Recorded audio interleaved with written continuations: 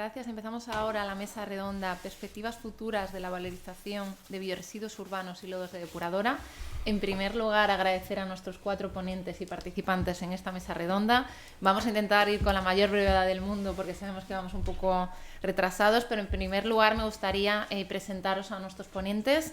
Tenemos a María Sagrario Pérez, que es la directora xeral de Calidad Ambiental, Sostenibilidad e Cambio Climático de la Xunta de Galicia, a Leticia Rodríguez, directora de Desarrollo Sostenible de Viacua, Javier Bove, director de Medio Ambiente de la Diputación de Ourense, y Josefa León, directora de Competitividad Estrategia de Agroam. Vamos a comenzar con un sagrario, vamos a ir desde este lado, que la tenemos aquí más cerca. Entonces, durante esta jornada se han presentado estudios de viabilidad, de valorización de lodos, bioresiduos urbanos, para generar, por ejemplo, los ácidos grasos volátiles, que son productos de alto valor añadido. Pero para esta implantación necesitamos un marco legal que ampare estos nuevos modelos de negocio. Sabemos que está la Directiva Europea Marco de Residuos, que se ha traspuesto al Estado español para establecer unas pautas que hay que cubrir de aspectos legales, pero queríamos saber, llevarlo un poco a la realidad de Galicia, ¿cómo se está aplicando en Galicia estos aspectos y requerimientos legales? Muy bien. En primer lugar, muchas gracias por invitarnos a la Consellería, especialmente a mí, que soy la reina del residuo, porque es como me gusta llamarme, es una forma. Aunque voy a cambiarlo, después de lo que ha dicho Antón. Tenía preparadas unas notas, pero ahora se he cambiado a lo largo de las intervenciones, porque creo que necesitamos hacer reflexiones. Yo soy muy disruptiva, ya lo he comentado muchas veces, me gusta provocar, ¿no? Entonces, Antón decía al principio una de las preguntas, y te voy a decir, Goma Espuma decía, la pregunta no es correcta. Y eso es exactamente. No es cuándo tiene que estar implantado, sino por qué España en una legislación, y tú hablabas de un marco, se autoimpone un requisito que sabe que es imposible cumplir. Esto es la práctica que tenemos en este país. Crea legislación para incumplirla. Yo soy antilegislación, ya lo digo de entrada, porque lo que tienes es que resolver problemas, no poner marcos legales que vas a saber que no lo puedes cumplir, ¿vale? Entonces, el 1 de julio del 2022 era imposible cumplir este requisito de los 125 concellos que había en Galicia que estarían obligados, pues si te digo el 95%, a lo mejor incluso me quedo corta. Por lo tanto, esa es mi primera reflexión. Hay que ser realistas, hay que estar con los pies en la tierra y hay que avanzar pasitos cortos pero sólidos y con coherencia. Comentabas al final que a lo mejor hay que hablar de cambiar el lenguaje. Pues yo sí, también te lo creo y te lo compro además, porque, por ejemplo, mi hija que vive en Suecia y que, bueno, son de los modelos de los países que nos gusta mirar, bueno, pues tiene sus cosillas, pero sí que es verdad que a los niños ya no les hablan de tira esto a la basura o tira esto al cubo, sino que le hacen llévalo al cubo de reciclar. Y eso, pues oye, quieras que no, va cambiando comportamientos, A nosotros a lo mejor, yo ya tengo muchos años, ya digo, soy abuela, con lo cual pues lo que haya podido aprender ya lo demás, si no, pues estoy como en la segunda adolescencia, ¿no? Me gustaría además invitaros a todos los que estáis aquí a que visitaseis Sogama, porque es muy relevante. Cuando uno llega allí es decir, Dios mío, ¿cómo somos capaces de generar todo esto? Y yo creo que eso te ayuda a reflexionar cómo puedo evitar que todo esto se genere. Así que estáis todos invitados, aunque es Javier el que os tiene que organizar las visitas, yo por la parte que me toca os invito. Tercero, todo esto que estamos hablando de aquí, de este proyecto, y cuando sea escalable en el mundo real, requiere autorizaciones y tendremos que reflexionar. Y yo quiero reflexionar sobre eso, porque hablas de marco normativo. Dios mío, no vamos a conseguir salir de la economía lineal si seguimos con el marco normativo que tenemos. Y si acaba, en vez que alguien tiene la posibilidad de hacer algo, nosotros le ponemos trabas burocráticas y trabas burocráticas. Por tanto, esa es otra de las reflexiones que quería hacer, ¿no? Eroski ha estado magnífico y además pertenece a la Alianza Galega por o Clima, a la cual le invito a que cuando organicemos los seminarios pues cuente también estas experiencias. He tomado algunas notas, ya te pondré deberes, ¿vale? Bueno, ¿qué se hace en otros países? Pues no os creáis que es oro todo lo que reluce. Nos ponían aquí el mapa de los contenedores, pues nos sorprenderíamos, ¿no? Hay algunos que lo están haciendo muy bien, deberían ser nuestro modelo, pero también es cierto que no puedes trasladar las experiencias directamente de un país a otro. Cuando fuimos a Dinamarca, ellos separan 11 fracciones. Digo, para esto en España teníamos que nacer en Dinamarca, porque si no es imposible. Tú imagínate, estamos hablando ahora de incluir una quinta fracción y ya se está montando la de San Pedro. Entonces, bueno, cuidadito con esas experiencias, aprendamos, pero traigámonoslo al contexto cultural que tenemos, ¿no? Hay otros países como Holanda, por ejemplo, que está haciendo un proyecto piloto para volver a recoger todo junto, Es decir, que estemos en cuestiones así, es mucho más eficiente, menos contaminante, porque esta es la reflexión que os quería trasladar. Negocios que dependen de 48 millones, como somos en España, ay, no sé yo si el business case sale, ¿vale? Entonces, bueno, pues eso, que lo sepáis. Bueno, yo creo que además quería terminar con una reflexión sobre el marco legal. El marco legal es importante, pero no es lo único. Lo que sí que necesitamos es que si de verdad creemos en una economía, en una transformación de la economía de lineal a circular, no puede estar residiendo en la Consellería de Medio Ambiente o en el Ministerio de Transición Ecológica. No puede, porque hay que poner dinero detrás. Y el dinero que viene de estos ministerios o el dinero que viene de mi consellería, pues son 22 millones para comprar contenedores marrones. Entonces, es necesario que la economía circular se eleve para que proyectos de este tipo se vean apoyados, para que realmente haya dinero detrás y para que las cosas funcionen. Y nada más, esto era lo que yo quería deciros. Por supuesto, nosotros tenemos, por último, 2 planes, ahora ya voy a hablar de mi libro, 2 planes en marcha en este momento para aprobar el plan de gestión de residuos municipales y el plan de gestión de residuos industriales.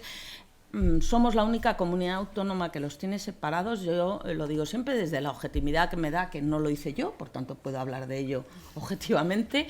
Es una buenísima idea porque mientras que la gestión de residuos municipales reside en los concellos con la dificultad que eso supone, los residuos industriales están residenciados o son competencia y por tanto responsabilidad de la comunidad autónoma. Y es muy diferente planificar y poder gestionar directamente que tener que depender de otros. Tanto en uno como otro están contemplados los biorresiduos y están contemplados, por supuesto, los lodos de depuradora. Con lo cual, desde nuestra perspectiva y desde nuestra pequeña aportación que tenemos, yo ya os digo que no voy a poner pegas normativas a la economía circular. Al revés, voy a reducir cargas burocráticas. Nada más. Pues vamos a seguir ahora, que has hablado justo de perspectivas, viendo la perspectiva de una operadora, y estamos viendo que desde hace años se impulsa el concepto de biofactoría. Un ejemplo de ellos es la de Ardourense. Y yo quería saber, en el caso de una empresa gestora como es Viacua, que no es propietaria de unas instalaciones que opera, ¿qué barreras, ya hemos hablado un poco del marco legal, vamos a ver qué barreras os encontráis vosotros para la potencial aplicación de un modelo o una línea de valorización alternativa como la que presenta en Ecobal? ¿Y cómo crees que incentivos o cambios agilizarían la implantación de estas soluciones? Sí que os pediremos a partir de ahora un poco de brevedad, porque sabemos que todos tenéis ganas de ir al aperitivo que tendremos posteriormente. Perfecto, Teresa. Gracias, primero por la invitación. Leticia. Y bueno, yo creo que también para contextualizar, ¿no? Pasando al vector agua, de todo el ciclo integral del agua, no cabe duda que las depuradoras son las instalaciones, digamos, con mayor potencial de economía circular. Y aquí estamos hablando de ir mucho más allá de la depuración, ¿no? Sino de ir a la, digamos, transformación hacia una biofactoría, que hoy hemos hablado, pero bueno, que sepáis que básicamente vamos a valorizar todos los tipos de recursos que pueden estar presentes en estas corrientes residuales. Dicho esto, tenemos y conocemos gran número de tecnologías que podríamos implementar y numerosas estrategias para realmente cerrar, digamos, el círculo y aplicar economía circular en estas instalaciones de depuración. Pero la realidad es que una de las principales barreras que nos estamos encontrando, por lo menos como operador, es que existe, se arrastra un déficit importante, digamos, en inversión en infraestructura, en lo que al sector del agua se refiere, que de alguna forma esto nos limita, ¿no? Según un informe, solamente estamos destinando, una cuarta parte de las necesidades que realmente tienen nuestros sistemas, pues para su renovación, ¿no? Pues obviamente, si no hacemos esta inversión, que además no debe hacerse de forma puntual, sino que se tiene que hacer de forma sostenida en el tiempo, pues difícilmente vamos a conseguir conocer realmente, digamos, la viabilidad de implantación de todo este tipo de estrategias circulares. Esto por una parte, ¿no?, la necesidad de inversión, y por otra, y probablemente no menos importantes para nosotros como operador, hemos hablado de las barreras, bueno, desde luego técnicas, ¿no? De hecho, bueno, Ander ha presentado pues algunas de estas, bueno, estamos trabajando en ello, obviamente. Las legislativas, que totalmente de acuerdo con los agrarios, obviamente vamos, es una barrera que tenemos que superar. Las sociales, pero para nosotros hay algo bastante básico, que son los modelos de contrato, ¿no?, los modelos de negocio, que actualmente se mantienen en algunos de los territorios, entre las administraciones públicas y los operadores.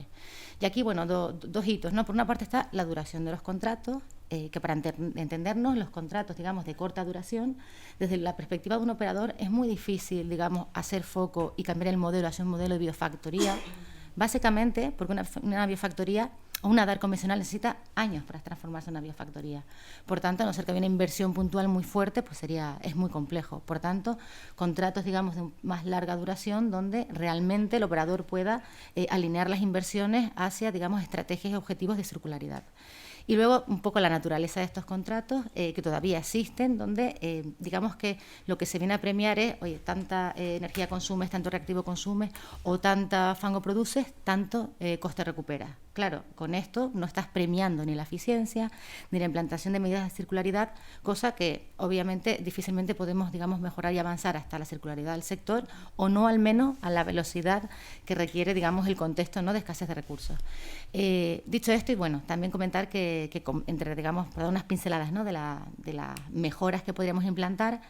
Bueno, digamos que el sector del agua, la gobernanza es compleja, por lo cual podemos mejorar, digamos, en gobernanza, podemos mejorar en planificación, debemos hacer inversión, podemos simplificar todos los procedimientos burocráticos. Bueno, me viene a la mente ahora toda la, digamos, dificultad de obtener la catalogación de agua regenerada o para poder, por ejemplo, hacer codigestión en las instalaciones.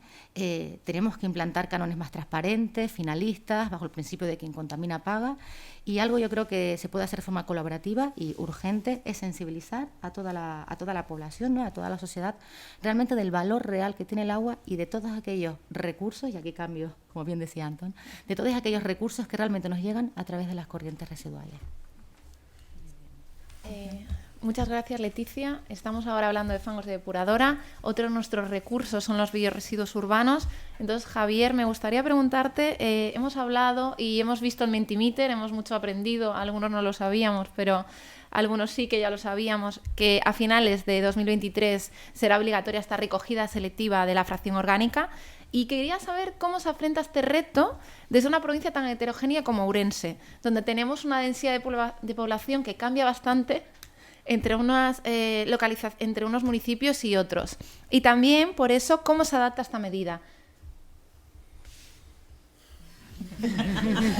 Sé que es un reto complejo.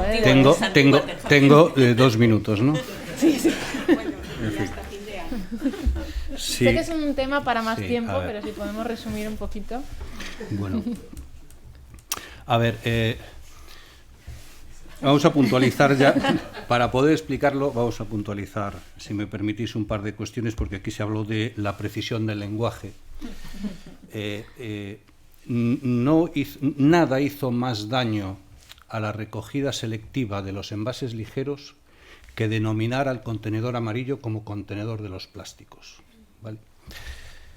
Entonces, tomando esa experiencia, creo que sí que debemos ser precisos en el lenguaje. Y es curioso, además, que quien también ha conducido las jornadas de esta mañana inauguró esta jornada hablando precisamente de la obligatoriedad que nos imponía Europa de la implantación del quinto contenedor.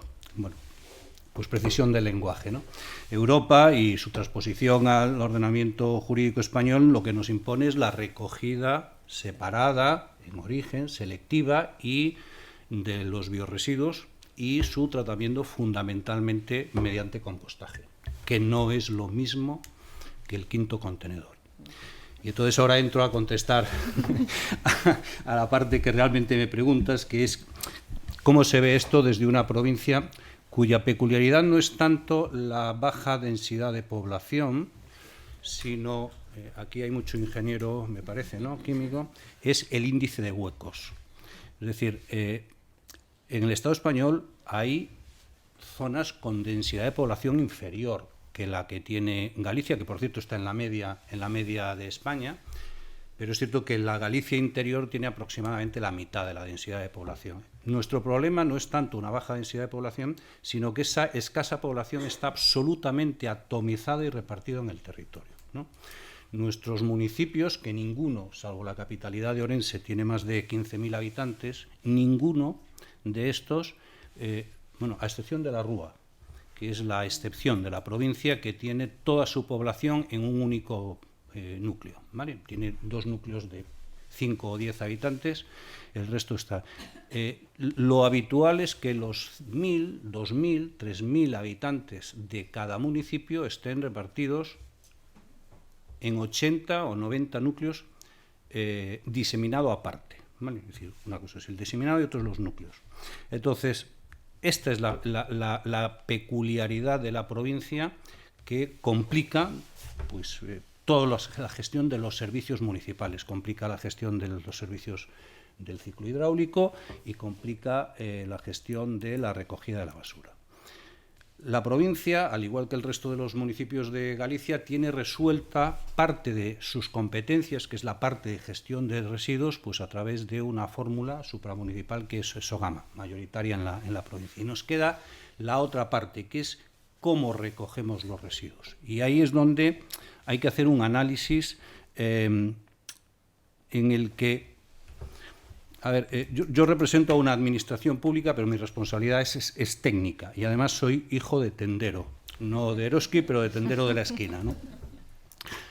Y entonces sí que veo la cuenta de resultados. Y la cuenta de resultados no solamente, aprovechando también lo que comentaba Almudena, no solamente desde el punto de vista económico, que sí, sino la cuenta de resultados también ambiental y social. Entonces, nosotros gestionamos el 60 o el 65% de los municipios de Orense, el servicio de recogida. Y tenemos un coste de recogida que supera los 90 euros la tonelada, cuando el tratamiento está ahora en 56. Yo les critico porque es demasiado barato, ¿no? Frente a 56 del tratamiento, nuestro coste de recogida son 92 euros la tonelada. Y tenemos, para la fracción resto, que hacer en torno a 20 kilómetros para recoger 1 tonelada de residuos. Hay otras fracciones, envases ligeros, papel cartón, que tenemos que superar los 90 kilómetros para recoger 1 tonelada. Entonces, si ahora tenemos que implantar el 5.º contenedor, es una ruta de recogida adicional, estamos hablando al menos de duplicar esos 20 kilómetros por tonelada que hacemos ahora para la fracción resto, con costes que están cerca de los 4 euros kilómetro. Y frente a eso, solamente, debido a lo barato que es SOGAMA, y aunque le incluyamos el IDIRE, si finalmente se resuelve cómo implantarlo, tendríamos 56 más unos 12, quizás estamos hablando de 68 euros el tratamiento del contenedor verde. Y frente a ello, 48,50 el de materia orgánica. No llego a ahorrar 20 euros en el tratamiento del residuo, y con esos 20 euros yo no soy capaz de recoger una 5ª línea, ¿vale? Entonces, esto nos lleva a plantearnos que solamente donde yo tengo una alta tasa de producción de materia orgánica y tenemos rutas, porque, además de la dispersión, nuestra población es eminentemente rural. Nosotros tenemos rutas de recogida intermunicipales en los que el porcentaje de materia orgánica en peso en esa ruta no llega al 10%. Estamos hablando del 6, del 7%. ¿Tiene interés retirar estas cantidades de materia orgánica del contenedor? Entonces, habría que centrar la implantación del 5.º contenedor exclusivamente donde tengo altas cantidades de materia orgánica en mi contenedor verde, y además para recogerla tengo ratios de kilómetro o toneladas por kilómetro, kilómetros por tonelada bajos. Y esto solamente es en los núcleos de un carácter urbano claro. Pero además nuestros municipios tienen, aquellos que tienen un núcleo urbano, tienen el 60, el 70% de la población en ese núcleo, pero el resto sigue siendo rural. Luego, lo primero es que la solución no puede ser en qué ayuntamientos sí y en qué ayuntamientos no, sino que la solución será mixta y habrá ayuntamientos en las que solamente debamos implantar el compostaje en origen, doméstico, comunitario, y en otros tendremos que ir a soluciones mixtas, en las que habrá parte del territorio municipal que la recogida sea pues con el quinto contenedor, pero parte del municipio tendremos que afrontarlo con el compostaje comunitario, con el compostaje doméstico y en algún caso el comunitario. ¿Y cómo lo vamos a hacer? Pues buena pregunta. Y además en estos momentos, porque aquí hay algún responsable político, pero ¿quién pregunta hoy en una administración local qué hacer a partir del día 28 de mayo? Es decir, pues no hay manera de preguntar. Y es una decisión difícil, ¿vale? Nosotros tenemos la intención de, a partir de, o sea, a la vuelta de las elecciones, quizás en septiembre, después del verano, pues empezar a sentarnos a hablar con los ayuntamientos, traerles experiencias, qué se está haciendo, casos de éxito, casos de fracaso, porque hay que trasladar a la población un cambio de manera de actuar absoluta, ¿no? Y además, también lo comentábamos al principio, yo, que como digo, no tengo responsabilidades políticas, no creo mucho en el método de la zanahoria. Sobre todo si el método de la zanahoria no va acompañado del método del palo. Si no, no funciona, ¿no? Y en ese sentido, la Diputación se ha comprometido a crear un servicio de prevención y de inspección de los servicios municipales, tanto del ciclo hidráulico como de la recogida de residuos. Prevención para asumir esa formación, información, sensibilización, pero unido también a una vigilancia y un control de lo que los ciudadanos hacemos. Algunos alcaldes me dicen muchas veces, para exigir un contenedor, es que los vecinos tienen derecho a reciclar. Y no es cierto, no existe tal derecho. Lo que existe es una obligación de responsabilidad ciudadana de reciclar. Bueno, la existía hasta ahora es una obligación legal, ¿no? Reciclar bajo multa de 2.000 euros, que lo sepáis. Sí, está tipificada, ¿no? como falta concreta el que tú bajes la basura sin separarla y utilizar los contenedores de las distintas fracciones que tengas a tu disposición, ¿no? Y esto no solo hay que decirlo, sino que también hay que recordarlo de alguna manera. Va más de 2 minutos, ¿no? Josefa, brevemente, nos gustaría también conocer la visión de un gestor de residuos. Y entonces quería preguntarte por la iniciativa empresarial prioritaria que ha declarado la Xunta de Galicia al proyecto una nueva planta de biogás para la obtención de biometano líquido, porque lo consideramos que es un ejemplo que pone de manifiesto la conversión de residuos orgánicos en recursos y energía. ¿Crees que este tipo de iniciativas donde impulsamos la generación de biometano líquido puede abrir otros nuevos modelos de negocio de economía circular, como es el que presentamos en Ecoval, y que se promueva esta valorización a partir de estos modelos de subproductos de alto valor añadido? Bueno, gracias, Teresa. Ahora que soy la última, estáis deseando ir a comer. Pero bueno, para los que no nos conozcan, aunque yo soy de Ourense, Agroamprodal está en Lugo y valorizamos por autorización de la Xunta, con autorización somos gestores de residuos, pero vamos a sugerirle que a partir de ahora seamos gestores de recursos, ¿no? Por cambiar el lenguaje. Nosotros, claro, valorizamos residuos orgánicos, fundamentalmente lodos de depuración, pero también podemos recoger la fracción orgánica siempre y cuando esté separada. Nos pasa lo mismo que para el proyecto Ecoval, apenas puede traer impropios. También os sorprendería lo que llega a veces en los camiones de lodos de depuración, o en los pequeños, sobre todo en los pequeños contenedores que estén destapados, ahí llega a veces de todo. Y bueno, nosotros desde que empezamos somos agricultores, eso os contaba, somos agricultores, estamos en Aterrachá, entonces empezamos a usar los lodos como valorización agrícola por necesidad. O sea, mayor sostenibilidad no podía ser para poder seguir trabajando y era económicamente mucho más rentable. Pero a la vez empezamos a analizar ya ese primer bote que los agricultores llevaron a agricultura. De hecho, mi jefe fue la primera persona como persona física que se dio de alta legalmente en Galicia para el uso de lodos en agricultura. Desde esa aplicación agrícola que hacíamos hasta ahora, todo ha ido acompañado de I+D+I, de un montón de proyectos de I+D+I. Desde 2011 que empezamos con Repsol con un proyecto de una biorefinería, a partir de ahí siempre en consorcio, estamos en un montón de proyectos que todos van enfocados a biorefinerías, ¿no?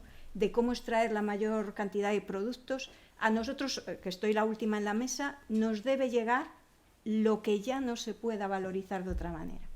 Cuanto menos residuo llega a Agroam, cuantos menos recursos nos lleguen, es que se ha hecho bien todos los pasos anteriores. A veces mi jefe de planta dice, como? Non teñemos que chegar moitos? Digo, non, teñenos que pagar ben por cada tonelada que chega. Pero cuanto menos chegue, mellor, ¿no? E este reconocimiento de la Xunta es importante para nosotros, porque es para sacarle un nuevo valor añadido a estos productos que llegan a la planta, y es obtener biometano. Pero yo creo que nuestro mayor orgullo es que cuando se creó Agroam fuimos declarados iniciativa de empleo local. Entonces ahí ya tocamos más con la parte social, con la parte de personas. Pero no olvidemos que en todos esos proyectos nosotros siempre estamos colaborando para extraer el mayor valor añadido de cualquier producto, desde incluso también, no solo de la parte de lo que nos llegan como residuos para nosotros recursos, sino también incluso de la parte agrícola, pues extraer de la paja. Bueno, estamos con un proyecto de extracción de fósforo, haciendo fertilizantes para que tengan valor biocida y poder reducir el uso de pesticidas, aparte de estos de biogás. No tiene que ver con residuos, pero también estamos intentando que nuestra planta sea una biorefinería y las pocas aguas que pueden llegar acaben siendo aptas para el riego, porque tenemos los campos de maíz justo alrededor de nuestra planta. Es decir, que la vocación de investigación está siempre ahí. ¿Cuándo implantamos las nuevas medidas? Pues cuando son viables económicamente, evidentemente, ¿no? Muchas gracias, Josefa. Teníamos una segunda ronda de preguntas. Aquí sí que os voy a pedir que, por favor, 1 minuto, tenéis un tipo tweet para cada una de estas respuestas, porque vamos un poco más en la agenda. Entonces, volvemos al inicio, volvemos a la administración. Sagrario quería conocer cuál es la estrategia y el modelo de gestión que promueve la Xunta de Galicia para los fangos de depuradora y biorresiduos urbanos, que ya sabemos que son unos recursos valiosos, y qué inversiones hay previstas en esta línea.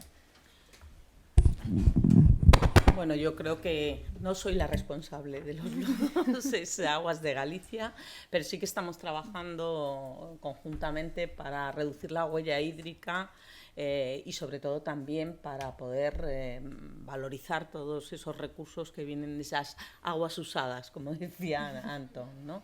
Y nosotros desde la perspectiva de medio ambiente es tratar de facilitar el que las cosas lleguen al mercado, que es la responsabilidad que tenemos, y que desde luego yo se lo digo a mi equipo y digo, mira, la legislación puede decir una cosa, la realidad está adelantándonos. Una de mis subdirectoras, que luego se fue, no por mi culpa, pero decía, lo que da vértigo es que la legislación que está viniendo de Europa, todas las iniciativas europeas están por delante de la tecnología, y es verdad.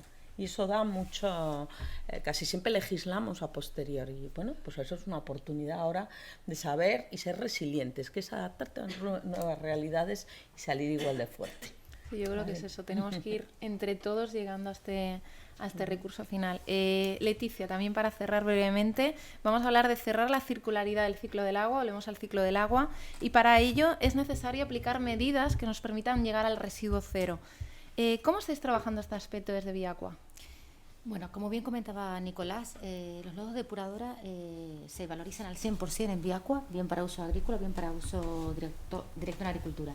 Sin embargo, tenemos un 5% todavía, una fracción, que es la fracción de desbaste, que no se valoriza y que va destinado, digamos, al vertedero. Claro, eso es una preocupación que como operador estamos abordándola a nivel de grupo, no solamente a nivel de Viacua, y lo que estamos haciendo es caracterizar su poder calorífico, ¿no? Su poder calorífico inferior. El resultado preliminar es que técnicamente esto es posible, o sea, es compatible esta valorización, digamos, energética, pero obviamente existe una barrera legal, ¿no? Como residuo industrial no puede ser valorizado, pues por ejemplo, en instalaciones como Sogama, cotratado termoeléctricamente con otra tipología de residuos urbanos. Sin embargo, esto no quita que tenemos que trabajar por esas líneas, ¿no? Los contextos son cambiantes y lo que hoy, digamos, parece una barrera legal insalvable, tal vez mañana, por este contexto que os comento, pues puede que se pueda resolver. Viacua tiene que trabajar en ser prescriptor de nuevos desarrollos tecnológicos y en este sentido, como bien comentaba Sagrario, tenemos que conseguir que nuestras instalaciones sean resilientes frente al cambio o los cambios de cualquier naturaleza. Gracias, Leticia. Javier, aunque hay gente por aquí que no creía mucho en la concienciación, yo creo que nos ha presentado Ángela de FEUGA bastantes iniciativas que se han desarrollado en Ecobal y quería saber la perspectiva que tenéis vosotros. ¿Cómo se puede concienciar al ciudadano sobre la necesidad de contribuir a esta recogida selectiva para que tenga éxito? Porque al final, si no iniciamos bien la cadena de valor, no vamos a llegar a esto que comentaba Sagraria, de cerrar esta cadena de valor. A ver, creo que de alguna manera, ya dejé en la respuesta anterior medio diseñada la respuesta, ¿no? En nuestro caso, la verdad es que es complicado. Es complicado porque, primero, la administración más cercana es el ayuntamiento y la relación entre los responsables políticos y los ciudadanos pues es, en estos ayuntamientos tan pequeños, pues muy cercana. Por eso creo que algunas decisiones hay que alejarlas del ayuntamiento y están muy bien, por ejemplo, en la Diputación, sobre todo la parte de inspección y sancionadora. Pero es cierto que este aspecto del palo tampoco es la solución. Tiene que ir acompañado de la información y formación suficiente y permanente. Hacerlo bien no es fácil. Hay expertos en comunicación que nos intentarán asesorar. A mí me resulta excesivamente difícil trasladar al ciudadano algo que me parece evidente.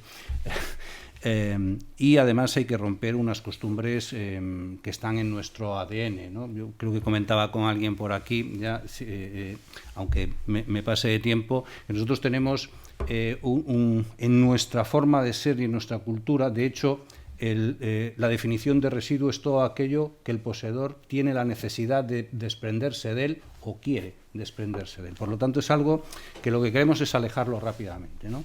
Y el primer manual de tratamiento de residuos está en el Deuteronomio, en donde Yahvé le dice a Moisés: por la noche saldrás del campamento, te alejarás, llevarás una azada y harás tus necesidades y enterrarás los residuos. Claro, esto es la mentalidad que hemos tenido hasta ahora y cambiarla va a ser difícil, pero desde luego hay que poner la intención y los medios para trasladarlo, porque sin la colaboración del ciudadano va a ser imposible, ¿no? Y en el medio rural nuestro, además, esto de acerrojar contenedores, bueno, va a tener su complejidad. Gracias, Javier. Y ya para cerrar la mesa, Josefa, volvemos en tu caso. Y hemos visto aquí un ejemplo de cómo podemos producir ácidos grasos volátiles a partir de fangos de depuradora y bioresiduos. Pero también, por ejemplo, los bioresiduos son ricos en nutrientes que se están utilizando ahora para agricultura. Y queríamos saber, desde la perspectiva de Agroan, ¿qué iniciativas estáis realizando ya para recuperar y reutilizar estos nutrientes, ir un paso más allá de la economía circular? Hemos visto cómo manejamos y cómo tratamos la materia orgánica. ¿Qué estamos haciendo en nutrientes? Bueno, pues ese es nuestro modelo de negocio, que una vez tratados en planta, nosotros desde el 2012, por el decreto que comentó Nico, no hacemos aplicación agrícola directa porque es complicadísima.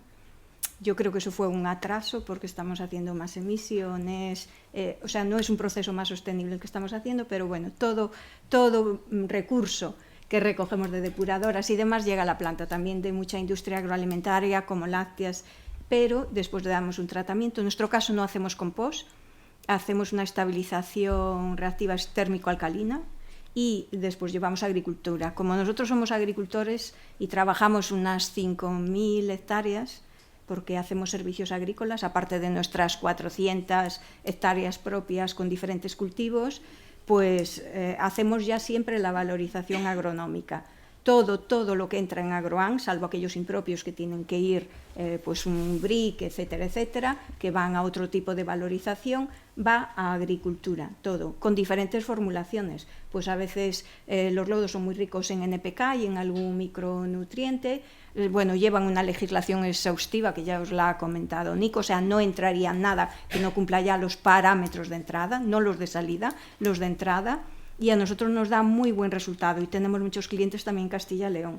O sea, lo que comentamos durante la jornada, no podemos hablar de residuos cuando hablamos de materia orgánica.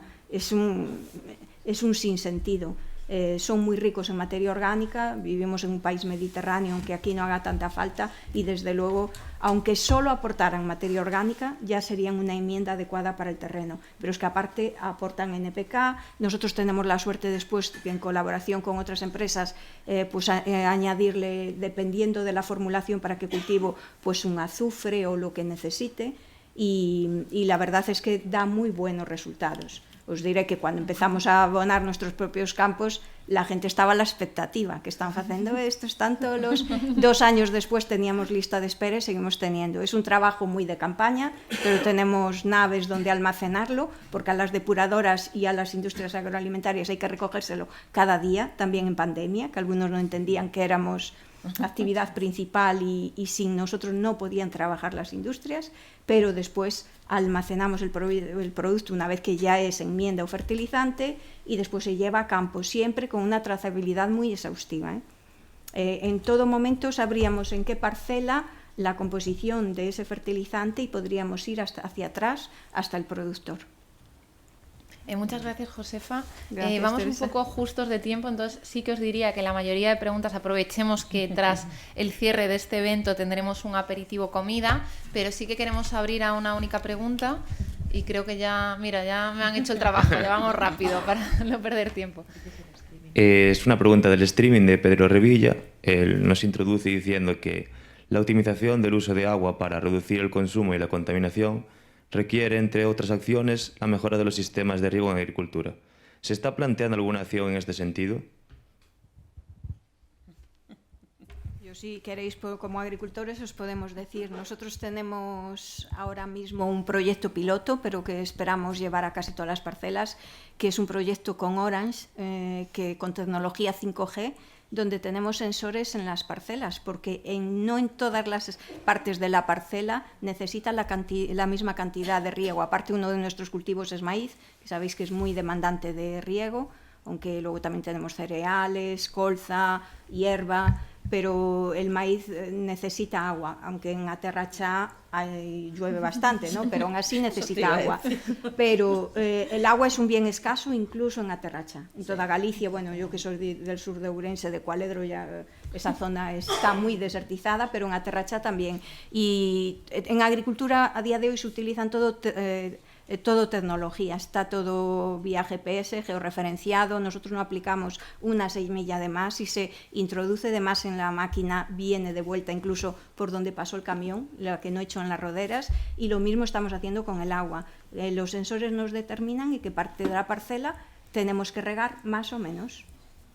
Gracias, agradeceros a todos la asistencia.